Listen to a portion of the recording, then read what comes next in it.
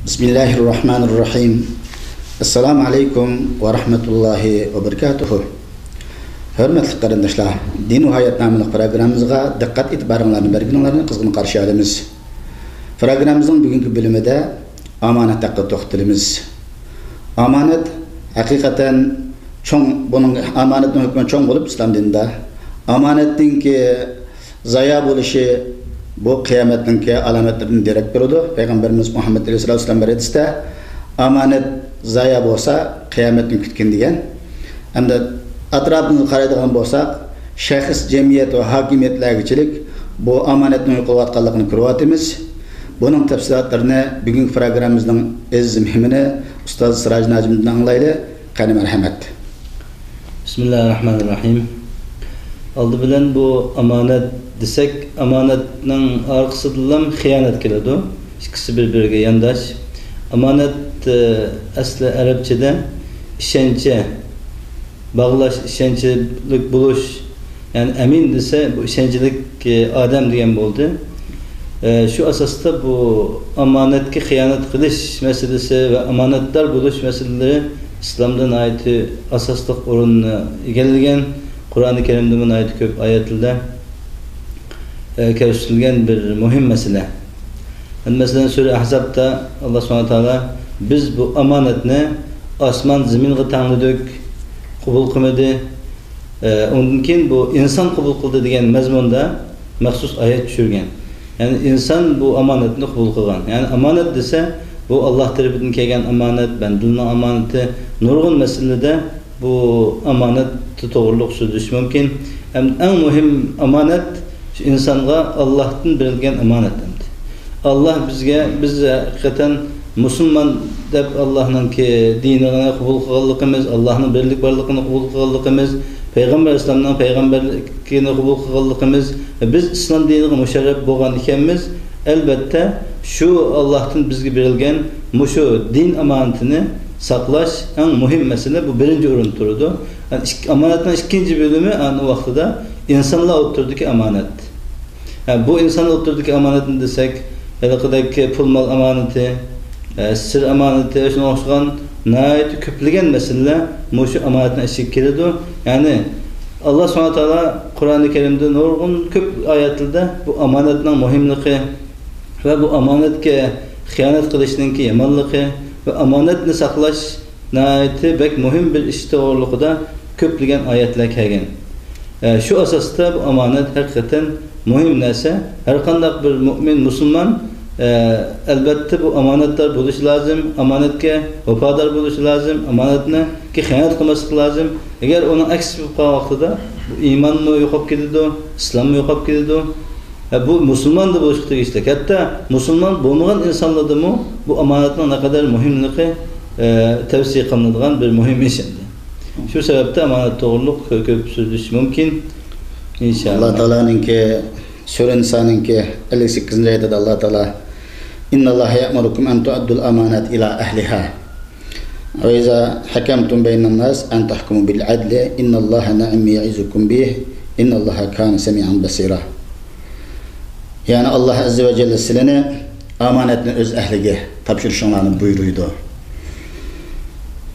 Halk oturusunda hüküm kılsanımı edli bilen hüküm kılışanlığı buyuruyordu. Dep kelip bunu ayetin tefsiri de İmam Kurtubi bu ayet asasen iki çok işini öz içine alıyordu. Biri amanetini öz ehlige tapşırış. Bu öz amanet bir yerde am diyen iken de meyli yuqorida deyilgandek evvel bu amanatning başida bendilarninki ustidagi Allohninki amonati keladi. Ibodat, namoz, zakat, rizq o'xshash. Bu amonatlarni o'z ahliga topshirish, anadan keyin kishilarning bizga qo'ygan amonati, anadan keyin o'zimizning nafsiginiki, o'zimizning amonatlari. Ikkinchidan bu amonat ado qilishga hukm qilgandan keyin Alloh taolo bizning buyurgan ikkinchi bir narsa, har qanday xalq o'tirisida hukm qilsam adalet bilan hukm qilgan. Bu yerda amonatning ilmlar yuqorida deyilgandek, din amonati, ilm amonati, bu haqiqat amonati, nurg'unlagan amonatlarni o'z ichiga oladi ekan. Endi shu amonatning bo'libmi, shu din amonati Bizning yuqorida deganidek ibodatlar, amonat insonlar yo'qolgan ekan, qolgan amonatlar zayo bo'lishga boshlaydi ekan. Yana Alloh azza va jalla sura Anfalda "Va la takhunu amanatikum." Amonatlarga xiyonat qilmanglar. Yani şunun başka Allah Teala'nın bir sure Bakar'da "Fel yu'addillazi tumina amanata." Amanat koyulgan adam bizning amanatini çokum ada qilsin. Buyruq şekilde Allah Teala aytgan ekanda.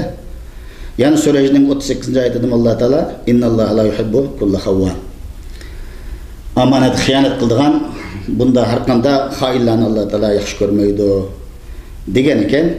Endi şu amanat endi yuqorida deyilgandek Allah'nınki haqqı bu amanatlarni adamni tushunarimiz. Endi bo'lib şu insonlarning o'zaro bo'layotgan amanatlar. Nurg'ulgan adamning masalan iqtisodiy amanat, söz amanati, ilm amanati, ilmni haqqini bermas bu amanat xiyonat qilgan bo'ldi. Hokimlar xalq uning ishonch qilib, uningga amanat o'zining butun baxt saodatini amanat qo'ydi, haq-huquqni amanat qo'ydi. O joyda ado qilmay bugungi kunda ko'ryapmiz. Mısır, Suriye, bu Arap devletleri hatta bütün Orta Asya Cumhuriyetlerinde nurulluğun devletlerde mana rehberler amanet, xiyonat qilish. Şunun bilan xalqlarning hammasi hozir hokimiyatlardan ko'pini shikoyat qilayotgan, kurab turayotgan zulm chekayotgan. Shuning bu vaqtda bir tafsilroq to'xtalgan bo'lsak, bu amanet desek hakikaten insanlar öz arada falan insan işencelik, amanetler, amanat xiyonat qilmaydi deb hatta bu İslam bilen münasebeti bo'lmagan takdirde mi insanların oturdaki bir işencesizlik meselesi ait mühim mesele. Hatta tarihten beri mi? Hatta Peygamber Aleyhisselam'a bu vahiy düşüşten, Peygamber buluştan burun mu? Peygamber Aleyhisselam kişiliğini tartıp işencelik, Muhammed'in emin de tunulgan. Hatta mühim meşhur bir kıssa var. Bu şu Hacer-el Esved'ne nimede koyuş vaktidir mi? Kabe'nin öz cayı koyuş vaktida. Şunda kabileler ihtilaflaşıp edip kim koyuş ne? Hem her kabile biz koyumuz deb. Onda olsa bu Kabe'nin darvasından tünce katim kirgen adam bunu koysun degen. Şu vakitte Subhanallah Allah'ın iradesi bilen Peygamber Aleyhisselam şu vahiy gidişten burun yaş vaktida Mescid-i Haram'ın darvasından tünce katim kirgen kişi şu vaktken Peygamber Aleyhisselam'da köygen Mekke'nin müşrikleri Kureyş'le hemmesi çok da Muhammed'in emin geldi bu işencelik bu amanat xiyonat qilmaydi. Muşu qo'yisi bo'ldi deb shu Hajar-el Aswadni o'z joyi qo'yishga Peygamber Aleyhisselamni shu vaqtda tayinlagan. Ama Peygamber Aleyhisselam bu işencelik degan bu sifat bilan bu xalqning sharifiga nail bo'lib bu Hajar-el Aswadni shu joyi qo'yishga nail bo'lgan ama Peygamber Aleyhisselam yana şu Mekke'deki şu zamandaki insanların tabiiyeti, ihtilafı, kabileler özara birbirinden tirkişidiğen ahvallarını nazar tutup onda olsa bu taşını bir rak koyuna her hemen etraftaki kabileler adamları rakının bir uçun tutsun dep tutkuzup koygan. Şunun olan bu Mekke'deki Kureyş ehli ve Mekke'nin kabileleri oturdu. Bütün ihtilaf tügep koyganlar. Bu şu hem de Peygamber Aleyhisselam'ın eminliği.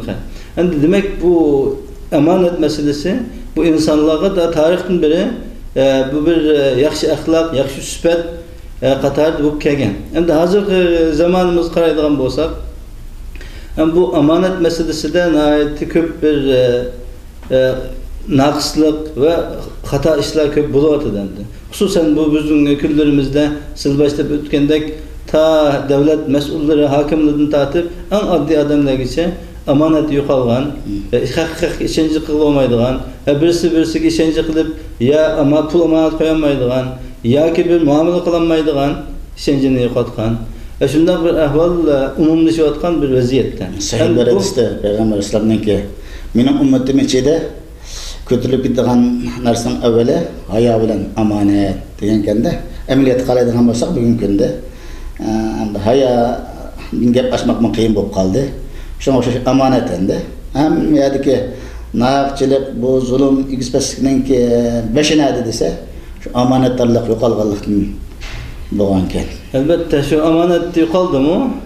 O vaqtida bir millatda amonat yo'qolsa yoki millatning mas'ullarida yurtning kattalarida amonat yo'qolsa, o millat yo'qoladi, unda davlat yo'qoladi. hatta bir normal turmuşu demem de. Yani bu amanet meselesi hususen hazır insanların anında fakatlan şu ticaret sahası, algıvarlık saha ve muşunun da merkezleşip kalılandı insanların anında. Hakikaten bu en mühim mesele. Yani insan meyli ticaret kılsın, o başka işlerini kılsın, kişilerle muamelede şu hakiki işencilik, başkalarının işencisine utanmayan, amanetler bulanmayan insan ticaret adımı galbi kılanmaydı. Uzun normal kişilik turmuş adımı galbi kılanmaydı. Köp kişiler o bu işencisiz adam da muamele okumaydı. Şunda boğan sebepten o işencini yıkatkan adamın her kandak işi galbi kılanmaydı. Hatta bu İslam'da emez. Hatta kafirli demem de dinsiz. Bizde de kadar ki Xitaylardan birle yaşaşqa mecbur olan diken bizden millet mi? Hatta şu kolide ticaret kılarken Xitay demem de. O dinsiz, kafir. Onda ne insaniyet, ne ahlak, hiç nesi yok. Ama yüzünün şu bir kişilik sodusu ticaretinin galbi kılış için şu Xitaylıman da amanetini, işencini birinci oranda koyduğun, xalqni xıyanat kılmaydıgan, qarı koymaydıgan, şunlar işlerini kılalıganları galbi kıldı iken. Ama alıqdaki mal almanda xalq pul verse, bunun onuğa alıqdaki qalaymakan, yalgan mallarını sap koygan, jamallarını sap koygan, az bergen, şunları akmasını sap koyganlar, şunu uçup gididigan, tüyüp gididigan işken. Şu sebepten bu İslam'da bu amanetinin en mühim boğallığı şuna siz baş degendek şu amanet öz igizki tapşırılmasa kıyametini kütleyen manası bu dünya vayran bolu tamamen tügeştirilgen gap. Şu sebepten bu amanetdarlık yani İslam'da mühim mesele. Şu sebepten insanlar hususen bu adetli bazı insanlar bu anç perva kılmaydıgan, dikkat kılmaydıgan mesele. O kadar birisinin bende amaneti olsa, onu o kadar ben işletebilip onu başka yerlere. Vakti kelgende talep kılganda belgimlemay, hiç bilip bu şunda kıldıgan işler bizden Uygur cemaatçiliğinden ait köp bulavatkan meseleler. Hatta bazı muamele kılganda o insanlar, o kadar hakkınınkini olsa eli bilip, hatta kazı olsa pulusu batırıp, imkanıydı batırıp, şunu vaktida bämey keçiktirip kılgan işlenmesi şu amanetki xıyanat kıldı. Hukumalarının bir sözü var iken el amanet müftahur rızk. Bu amanet degen rızkınınki açkıcı ameliyatı yukarıda degan misalda buna yanım ta'kidlaydi. Amanetler bolgandan keyin hamma adam şunun işendi. Hamma adamning seg'inadiğine şu amanetler bir adam. Bunu Kur'an-ı Kerim'de mesela Musa aleyhissalatu vesselam Firavun'un kelimesinden kaçıp bağanda tünce bulup Şöyle Aleyhisselam'ın kızlar yolda uçuruşuydu. Kızlar bir yerde sona koyduğunu soğamayı bir çetke koyduğunu kılıp doğan iken Musa Aleyhisselam kılıp soğan iken biz yaşangan Adem bizden başka oğul yok öyle. Biz soğurumuz biz bu ahlaba kudukla başka bağmayız. Ula soğurup ketken iken biz soğurumuz degen iken Musa Aleyhissalatu vesselam yada onun yardım kılıp soğurup bergendikken o kızlar övgü verip ata biz nayet emin kavi bir adamne kavi degenden ayet sual tartışılık Musa Aleyhisselam'ın ki küçüklüğünün köyde o kızlar anındaki Musa Aleyhisselam'ın ahlak onundaki boğan eminlikten köydeki bu aşında bir icara aldığan üyümüzde işlediği adamga en yaxşısı şunda küçülük amanetler adam buluş gerek bu biz laqışı gitti muş amanetini köyde dep bağandayken Musa Aleyhisselam üyü teklif kılıp ahir uyada özününki kızına berip yani Musa Aleyhisselam'ın baxt yolumuş yani başlangan amanetten. Şuna oxşap Yusuf Aleyhisselam'ın Allah Teala Kur'an-ı Kerim'de emin boğalıqtın o nemeninki Mısır'ınki iqtisadiga bulup ambasıga şu acacılık bolatman nemesi de onunla mesul kılgan sen emin adam dep. Yani bunu misal edip gelsek Kur'an-ı Kerim'in nurulluğuna ayet. Hatta Cibril Aleyhisselatü Vesselam'la emin dep sübet degen ayetli var. Şuna oxşap Muhammed Aleyhisselatü Vesselam'la bu emin degen sübet yani bu amanetler buluş. Kişilerin amanetini cayığı tekkiziş degen yukarısı bizni yaratkan igimiz Allah'a yaxşı kurduğun, insanlar pirişte yaxşı kurduğun, hatta dinsiz adamlarını yaxşı kurduğun bir adet. Şuna nemede seleflerin bir sözü varken üç iş, facir, fasık, yaxşı adam hemmesiga berilgan, hatta ada kılıngan işte üç türlü iş var. Biri silerhem. Silerhem kılışta bizim o silerhem kılışta tutkunumuz fasık olsun, takva olsun, facir olsun, biz onun silerhemini çukur kılışımız gerek. İkincisi bu amanet. Bizge amanet koygan adam, meyli o takva adam olsun, meyli o lakva adam olsun, onun çukur amaneti berildi, cayık tekizildi degenke. Üçüncüsü ehdi. Bir adamımız vərdəşkən olsa, bu vədəni biz gerçi lakva bir adamga, Diyanetinin söz atlamaydigan bir adamga bo'lgan bo'lsa-mu, buni cho'qin o'z ahliga topshirishga tegishli deb ilmali ta'kidlagan hukmlar. Amaliyotda ham kim omonatdor bo'ladi ekan, o'ziga qiladi. Foydasini o'zi ko'radi. Kim omonatga xiyonat qiladi ekan, oxiratga bo'lgan azobini tasavvur qilib bo'lmaydi. Butun bu xiyonat deganning bir ig'ir jazosi. Bu dunyoligini yo'qdi ekan endi. Şimdi Peygamber sallallahu bir meşhur hadisi var. Sana birisi emanet koysa emanetini cayığı tapşırgın, emanet hıyanet kılma. Ama sana bir adam hıyanet kılsa, onun karşısında sen hıyanet kılma deydin. Anda baban iken biz başkalarının nemiş kılışıyla işimiz yok. Her bir insan özüdün mesul, özü başkalarının emaneti olsa ona hıyanet kılması lazım.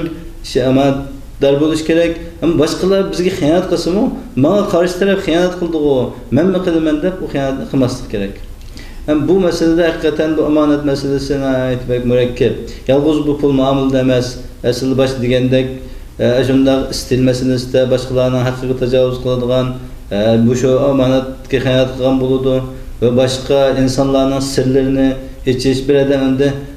Bana Mağamenin işencilik edemim, yakın edemim dep üzülen bir sırlarını, bazı geplerini dese, hususen ne kadar bu bir adamga sır kanda bulur dese, birisi bana gelip ve iki tarafki karıvetip bir gepni kısa, o tamamen sır olur demdi. Muşu sır bana koyulgan emanet. Muş emaneti ben başkalarına eğitip falanın işi buken, pustanın işi buken dep, o adam başkalar hususunu xalamaydigan sözlerini ben başkalar kılışının özü emaneti hıyanet kıldılar. Bu ad bir sözlerde bizden meyli umumi Müslümanların şerifi olsun, umumi halkının şerifi olsun, insanların şahsi şerefleri olsun, bulağını düşürüldüğün, insanın aybini açıldığın işlerin hemisi şu emaneti hıyanet kıldı. Bu meselede bizden halkımız bunu yaxşı düşünüş lazım. Endi Şarkı başı degendek bu bir milletin emanet götürülüp ketdi deganning ma'nosi bu millet xiyonatkor millet degan hukmda emas, bu milletning iymoni ozlashib ketdi, bu dini suslaşıp ketdi, bu dindan yiroqlashib ketdi degan bo'ladi endi. Yani har qanday bir insonning dini jihatdan uning iymoni kuchli bo'lsa, taqvodor bo'lsa, amanatga hech qachon xiyonat qilmaydi endi. Şu sebepten bu amanetga xiyonat qilish bir tarafdan insanlar bilan bo'lsa, yana bir tarafdan Alloh bergan mushu bizga bergan ne'matlarning hammani saqlash, Alloh bergan ne'matlarning o'zini saqlash bu amanatga amanatdor bo'lganlik bo'ladi. Masalan, bu ne'matlarni ko'p sanash mumkin. Hatta bizga bu Allah'ın bergan boylik amanet, ne'mat amanet, mush jismani sağlığımız amanet, bilgimiz, qo'llarimiz, ko'zlarimiz, aqllarimiz hammamiz bizga amanet. Endi Allah mush ko'zning amaneti, burunning amaneti, quloqning amaneti, qo'lning amaneti, putning amaneti, bularni hammani o'z loyiqida ishlatgan bo'lsak, biz bu amanetga xiyonat qilmagan bo'lamiz, vafodor bo'lgan bo'lamiz. Agar uni yomon yo'llarga ishlatib, harom ishlarga ishlatib, shunday yalqidek musulmonlarning sharifini to'kadigan, musulmonlarning ziddiga mangadigan bir musulmon jamoatni musulmon bo'lmagan dinsiz yoki zolim hokimiyatga chiqib, ya ularni yomon ko'rsatib, musulmonlarning ziddiga, kofirlarning manfaatiga ilingan her bir kadem, sözlengen her bir kelime hemmisi muşu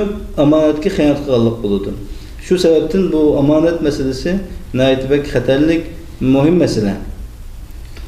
Doğru, bu amanet yuqori deyilgandekidek yuqorisi Allah'ınki, bendilerninki işte o amanet. Bunun bir adam Allah'ın tunumida en çok hain bo'ldi.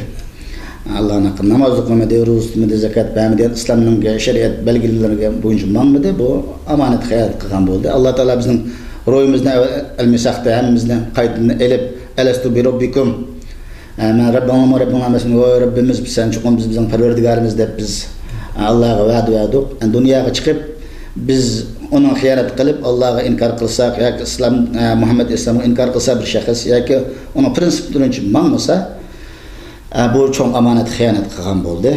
Yani şu yok olgandan keyin bu çok amanet kılgan adamda kalan amanetle tedrici gidedikken iman bulmagandan keyin kişilerin üstü koyulgan amanetle bir adam kelgen söz amanet olsun, iktisadi amanet olsun, başka amanetle yakınması insanın ki mühinde nefsi, şehvani amanetle hemmisi yok oluşka başlaydıkken endi görsek qaraydigan bolsak cemiyette bu bir şahs bolsun, cemiyet bolsun, hazırki etrafımızda nurgullan devlet rehberleri olsun, bu amanet sılqarlayotgan işler nayet bekin köp. Bunun biz kıyametin alametlerinin yaklaşıyotganligini bilimiz. Endi bu her bir qarindosh mümin Müslümandan ki takva bo'ladigan men mümin Müslüman bo'lib yashayman deydigan bu amanatni cho'qim joyida ado qilishga tirishish kerak. Payg'ambar sollallohu alayhi vasallam İmam Ahmed rivoyat qilgan bir hadisda la imani liman la amanata lah. Amanet bo'lmagan odamda amanatdorlik bo'lmasa o odam imom bo'lmaydi degan ekanda. Bu endi qancha biz şunu bir adam degan ket, bir salaf alimning birisi, sening namozingni o'qiysiz, o başka İslam'ın amellerini kılsa amanet ada kılmaysa hemiz bika. Yani amanet diyen belki çok nasılken şu amanetke rağay kılmayı durup sen namaz okudum yani bir ruh tuttum bu diyenin üzerine ve Rabbana aldığı kılıdı Allah aldanmaydı. Yani kelepende bu mümin bilen münafıkın oturdaki fark ne? Yani şu Peygamber'in meşhur hadisi var. Mesela ayetul münafiki thalath. İza haddese kezib. Ve izâ va'ada akhlaf ve izâ tümine khan diyen ayet hadis var. Yani bunun manası münafıkның belgisi 3. Sözlese yalgan sözleydi. Vaadi kılsa hilaflık kılıdı, vefa kılmaydı. Amanet koyulsa hıyanet kılıdı. Yani bu münafıkның belgisi 3 dese bunun birisi şu anda. Yani meyli rast gap kılsın, vaadisi vefa kılsın ama amanet hıyanet kılan olsa şu hemmisi rast gap kılganlığı, vaadi vefa kılganlığı hemmini süpürüp taşlaydı. Yani şu münafık olan gibi. Yani bir insan bizim münafık da bu Uygur'un oturda ne köp tarqalgan bir gap. Yani münafıkны insanlar düşüncede fakat lan şunday bir zalim hakimiyetke, mustabid, mustamlike hakimiyetke hizmet kılgan münafık başka adam hemmesi ak pakiza, ak balxan degan bo'lmaydi. Şunday amanatga xiyonat qilgan adamni xuddi shu o'zining xalqini zalim hakimiyetke chaqqan münafıklar o'xshash münafık bo'ladi demoqchi endi. Şu sebepten bu amanet meselesi intayin bak xatarlik muhim mesele. Yani bununla ait köp sözlesek qancha dairini kengaytsek yana az keladigan mesele nimalar bo'lsin bu haqiqiy bir mu'min musulmon bu amanatga xiyonat qiladigan ishni qat'iy qilmasligi va amanatning naqadar muhimligi insonning mayli normal bir ijtimoiy hayotida bo'lsin, iqtisodiy hayotida bo'lsin, siyasi hayatı olsun bu amanet işenci mesele bek mühim mesele. Şunun için bu karta bizden halkımız nait bek kattık sezgür buluşu ve hiç kaçan bu amanetki xiyonat kıladigan, amanet xiyonat kıladigan bir münafıkçının belgesini yüzüge belge kılıp elvamaslığı lazım o meseleden birisi. Doğru, bu amanetinki mühimliği biz qanchani so'zlasak bu vaqt nurg'ulg'an ulamolarninki salaf solihlarning so'zlari bor ekan endi ko'rarmanlarimizni malol qilmaslik uchun barnomamizni bu yerda oxirlashtirsak agar yana bir mulohaza bo'lsa 5 minut bo'lmaganda barnomamizni Endi şu amanet meselesi de meyli bu insanla ticaretçisi olsa ticaretinde, siyasetçisi olsa siyasetinde hem adam özünün bir kişilik şu amanetdarlık mesuliyetini tanımasa her kandak cemiyet züveyran bulurdu. Endi hakikaten biz tarihin biri biz Uygur cemaatimi şundak bir taraftan özümüzün nait köp hatalıklarımız, şundağa vefadarsızlık, yalgan sözleydigan, maat xıyanat kılmaydigan, vədi vefa kılmaydigan işler bizning cemaatimizde keng tarqalgan mesele. Yani biz haqiqiy türde birinciden Allah'a bo'lgan bir qulchiligimizni ado qilish, ikkinchidan bir normal jamiyatda bir inson sifatida xalq o'tirida himoyasiga erishadigan, xalqning hurmatiga erishishni xohlaydigan bo'lsak, biz shu işinci meselesini yo'qotib qo'ymasligimiz ham bir xatarlik meseleler. Bir adam az bir sebepler bilan cemaatning ishonchisini qilib qoldimi, u hech qachon o'zini o'shamaydi endi. Undan keyin men xatolashibdimi, bundan keyin bu ishni qilmayman deb qancha qilib baqsimi, bir jamoatning ichida paloni bu ishonchsiz odam, bu omonat xiyonat qiladi, yoki omonat qo'ysang uni yeb ketadi, ya bir narsa o'tib qolsa bo'lmaydi deydigan bir yomon xiyonat qiladi, ya millat xiyonat qiladi, ya munofiq bu, ya jasus degandek bir atalg'u qilib qilish uchun bu narsani saqlanish lazım. Şu an bunu saqlanish uchun inson eng oddiy bo'lgan shubhalik ishlarni yaroq bo'lish lazım. Agar biz shunday shubhalik ishlarni yaroq bo'lolmasak, az bir ishlar bilan biz hayotimizni oxirigacha nobud qiladigan, shunday bir peshonimizga qora siziq belgi qo'yilib qoladigan ishlardan saqlanish lazım. Hurmatli qarindoshlar, programmamizni bu yerda oxirlashtiramiz. Qimmatli vaqtinglardan beringlarga rahmat. Yana qayta ko'rish umidi bilan har biringlarni Allohga topshiramiz. Assalomu alaykum va rahmatullohi va barakatuh.